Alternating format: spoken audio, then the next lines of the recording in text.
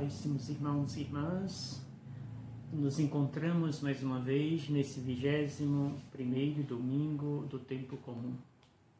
Celebramos o mês vocacional e a Igreja nos convida a refletir sobre a nossa vocação, sobre o chamado que Ele nos faz a cada dia e que cada dia possamos estar renovando este magnífico chamado que Deus faz a cada um de nós em nossa caminhada.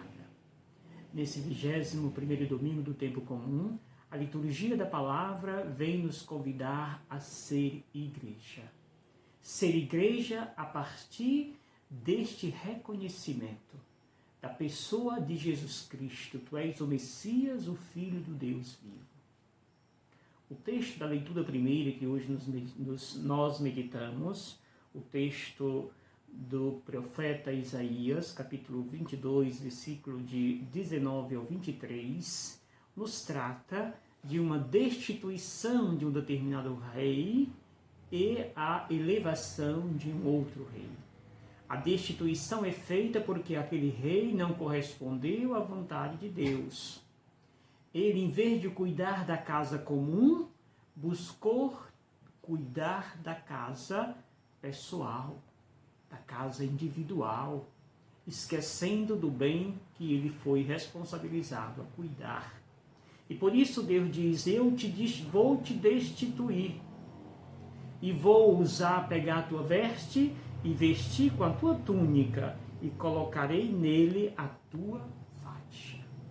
E transferirei o teu poder para aquele que vai assumir a responsabilidade de cuidar do bem comum.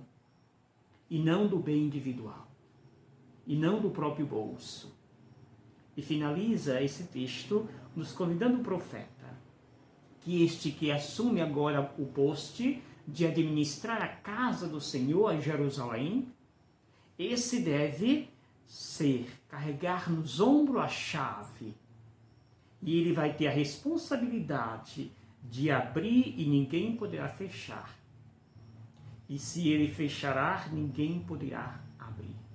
A chave vai nas costas. No tempo do Antigo Testamento, a chave era uma chave muito grande, enorme, que carregava nas costas e não na mão. Então, por isso que ele usa a expressão carregar na costa. E, diz o texto, fixará uma estaca. E ali será o lugar seguro e terá o seu trono de glória. Aquele que serve o Senhor é aquele que tem toda a atenção dele. Por isso, recebe todos os poderes e a responsabilidade de abrir e fechar a casa, a morada do Altíssimo. O texto do Evangelho nos fala também desta realidade.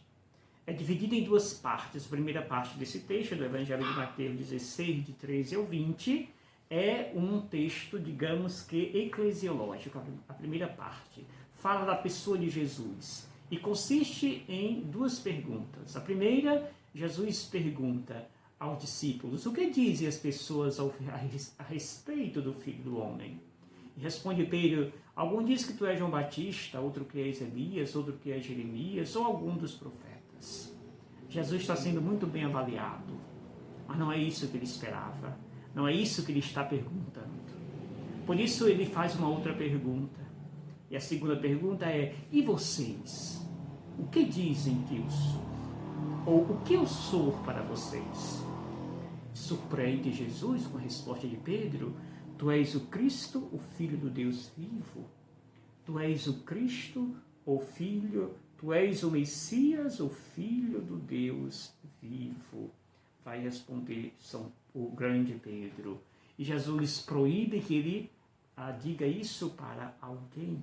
Mas antes de Jesus, feliz és tu, Pedro, porque não foi tu que tomaste essa iniciativa, mas sim o Pai que está nos céus. E segue Jesus, por isso eu te constituirei servas, pedra. E, diz Jesus, feliz és tu, Simão Pedro, por isso eu te darei as chaves do reino dos céus, e o poder do inferno nunca poderá vencê-la. Eu te darei a chave do reino dos céus, que tu ligares na terra será ligado no céu. O que desligares na terra será desligado no céu. Pedro é o mordomo do céu.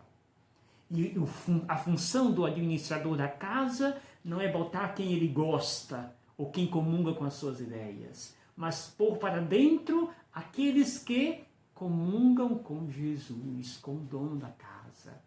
O mordomo, o administrador da casa, não é dono da casa, apenas tem a obrigação de dizer quem pode entrar, quem deve sair. Mas esse critério tem como base o dono da casa, ou seja, as verdades dadas por Jesus. A segunda e última parte desse texto trata de um texto eclesiológico, que é justamente esta que já comecei a comentar. Quando Jesus diz, te darei a chave do reino dos céus, e o poder do inferno não vencerá esta igreja. Jesus está tratando e comunicando para os seus discípulos a certeza que, a partir desta clareza de fé, nasce o que nós chamamos de igreja. A igreja nasce a partir desta convicção. A igreja não é fruto de uma ideia, ou seja, a invenção de um homem qualquer. A igreja é fruto de uma convicção, de uma verdade, ou seja, ela nasce desta verdade. Tu és o Messias, o Filho do Deus vivo. Isto é belo, é o que nos sustenta, é o que faz a igreja resistir 2020 anos. Rezemos, amados, e deixemos que esta verdade também nos envolva. Demos passos. Não fiquemos naquela ideia de que Jesus parece um profeta. Não, ele é Deus. Por isso ele não se contenta com a resposta primeira e faz a segunda. E quando diz tu és o Messias, o Filho de Deus vivo, Jesus agora diz, com esta ideia, com esta verdade melhor, a igreja nasce. A igreja nasce a partir da verdade anunciada pelos apóstolos. Terminamos esta liturgia da palavra com a carta de Paulo aos Romanos, no primeiro capítulo, versículo de 33 ao 36, que mostra justamente Paulo, que diz, tudo é dele, por ele e para ele. Tudo nasce de Deus. É a partir da perseguição de uma igreja nascente, onde os judeus que se convertiam não acolhiam Jesus como Messias, que Paulo agora vai dizer, graças a isto, a igreja se volta para os pagãos. A igreja chega às periferias existenciais. Se não tivesse havido esta perseguição na igreja primitiva, provavelmente a igreja não teria chegado até nós. A igreja não teria chegado aos pagãos, aos gentios, que era desprezado pela igreja de Jerusalém.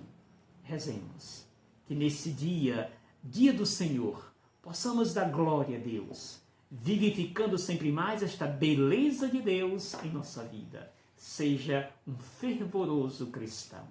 Testemunhe Jesus com a sua vida e faça com que esta igreja faça jus da sua verdade. Testemunhe Jesus com a graça que Ele te deu no batismo. Tenha um domingo cheio de Deus, repleto de sua companhia. Em nome do Pai, do Filho e do Espírito Santo. Amém. Gratidão.